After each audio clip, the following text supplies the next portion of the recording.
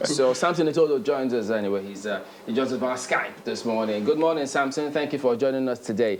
But you know, all or part of what I was talking about in terms of that awareness, the culture, getting young people involved in the scheme of things democratically. What do they think now compared to the objectives at that time? So what's your impression when you, on a day such as this, in context of all that you've been doing, what comes to your mind? How do you relate with such a day? Well, thank you so much, Chamberlain. I think if there's one very powerful message I've just gotten from your chat this morning is that phrase, there's political awareness and there's no political education. I think it just explains it all. There's just that feeling of nostalgia this morning. And yes, it's Democracy Day. But if you look at the level of citizens' consciousness, it's risen over the last 20 years, because last year was just 2 years, two decades of our democracy. And you see, citizens' consciousness has risen, no doubt. However, there's still lack of, political education, and citizens are still grappling with understanding democratic institutions and how to engage those democratic institutions. And today, there's a cross-section of society that believes that our leaders are doing us a favor. And whereas we as a people are their employers, they should take actions based on our demands and our wills and aspiration. But you have a situation where that social compact, and for me, as we look at, yes, today is whether you call it a return to democracy and June 12th, it's about the social compact and whether democracy itself has delivered development to the people. And if you look at all the indicators, when you talk about the economy, you talk about corruption, you talk about security, you discover that we are still grappling with democracy delivering to the people. And for a lot of young people and citizens, they're really questioning themselves.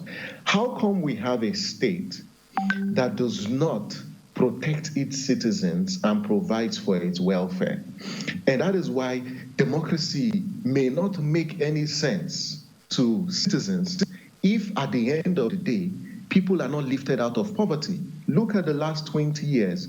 You talk about underemployment, you talk about unemployment, it's increased over the last few years. And so citizens are just wondering, if we go to elections every 4 years and stand on long queues, and vote for leaders, and at the end of the day, our lives is not better, so why should we participate in elections? That's why increasingly you're seeing a decline in the turnout of voters for elections.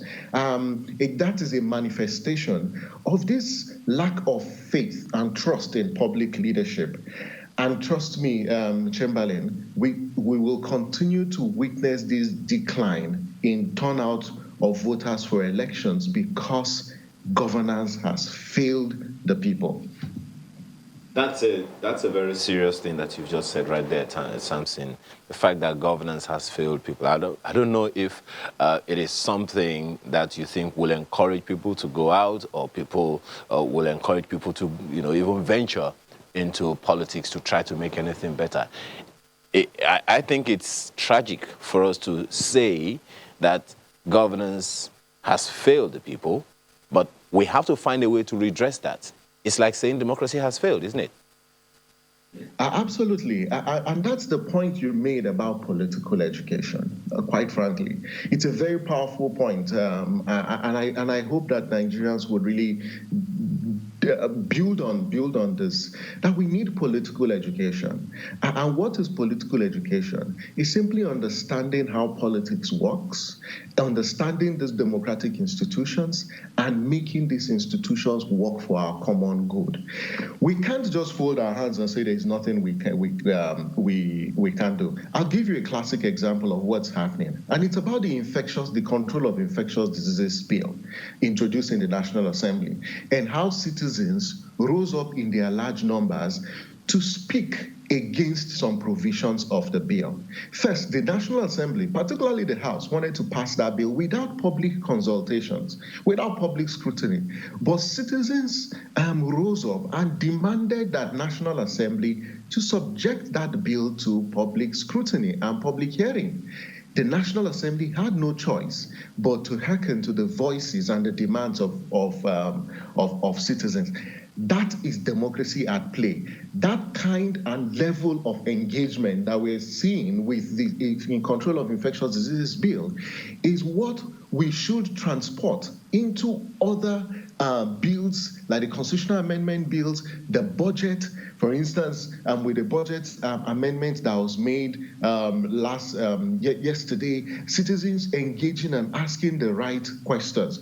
But it takes a high level of political education. That is why we need to go back to our families. At the family unit, what kind of education, political education, are parents giving to their children? Are they talking to them about civics? Are they talking to them about the institutions of government and their functions? Are they talking to them about community development and how you can be an active citizen in a country that doesn't care about its citizens, in a country where justice is for a few and not for all, or a country where you need to be connected to the center, or you need to know someone in a high place of office before you get anything, or a country where public office is a reward for sycophancy, or it's based on parochial and primordial sentiments and not merit.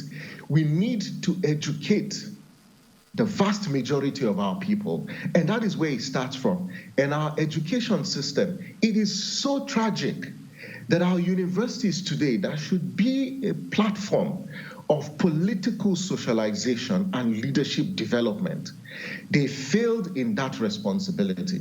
But look at pre-independence and how our institutions, I was reading the book Great Nigerian Students, and it was just fascinating to see how students led the struggle for democracy and led the struggle for our independence. But today, what do we have in our tertiary institutions today? We're not grooming leaders, we're not educating citizens and students and empowering them with how to be effective citizens in society.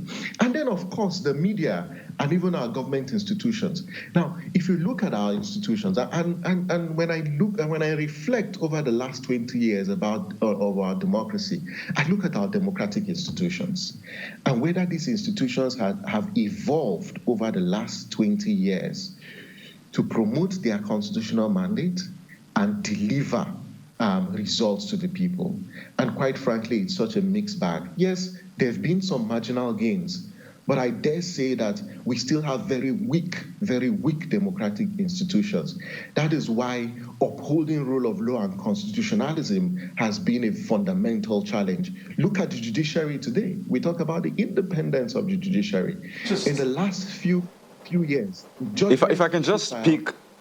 Just a moment, if I can just pick on something you raised. I mean, you're talking about the people, the role of the people. And I recall this time in 1999, May 29, 1999, the speech that was given by President Olusegun Obasanjo, then saying that he's not a miracle worker. He went on to say, "It will be foolish to underrate the task ahead. Alone, I can do little." And he went on to say that, people have to make sacrifices and all that. 21 years after, really, you've talked about the institutions, and these are challenges that we talk about every day. And mentioning the people, because truth is this, it is a people that pushed for this. The people went to the polls to elect their leaders. The people gave their support. So yes, we have these challenges, but how do people begin to ensure that their yearnings are met? I think a very fantastic question. And I will say that over the last 21 years, the people have risen up at different times, and there have been defining moments in our democracy that have been inspired by citizens' action. If you look at the Save Nigeria period with the Yaradua saga, it was about citizens that rose up, to demand that action that led to the whole invocation of the introduction of the doctrine of necessity. If you look at the Not Too Young to Your Movement, it was citizens also rising up. But what does it take? First, it takes an active citizenry, active civil society, and a very powerful media. First, it starts with the mindset. There's a deficit of trust in our public space today. People do not trust government. And it is obvious, and we can't blame the people. Because how do you expect citizens to trust public institutions and government when government make promises and don't fulfill those promises? So there's a deficit of trust, and it impacts on our attempt to develop our country. So we need to begin changing the mindset of people and letting them know that it is possible, that yes, whilst the state is very, very powerful, citizens can be more powerful than the state, and engaging in collective action. And when we change that mindset and give citizens hope, we need to show them how. The how is very, very important. You know what is interesting, and you hear legislators complain about this, that what is the core function of the legislature? There's a misunderstanding of the role of the legislature. Oftentimes, you hear legislators being bogged by demands by their constituents. Either someone is getting married, they want the legislator to sponsor their marriage, or their kids are in hospital, or they need to pay their house rent. Those are not the functions of your legislator. Your legislator is meant to make laws for the good governance of the country, hold the executive to account, to perform those functions that it ought to perform, and then representation. That's a function of the legislator. So we need to educate citizens on the roles of our government institutions so they know who to ask. They know when to ask the right questions to the right institution and at the right time. It is very, very important. That education is critical. Then, of course, the value of the vote. And you see, over the last 21 years, we've seen that increase in voter or vote buying or vote selling or vote trading, as we will call it. And citizens are more disposed to immediate gratification as opposed to delayed gratification. Because at the end of the day, democracy itself is about gratification. I give you my vote. When you get into office, you take decisions on my behalf and provide goods and services. It could be healthcare, it could be infrastructure, it could be roads, it could be education. Yes, I need that gratification because that's why I'm voting for you. But people have, a lot of people have focused more on the immediate gratification, collecting those pittances that they get at all right, Samson. Well, pardon me, what we'll do is we'll come back to some of these issues and to you, the points that you have made. But guys,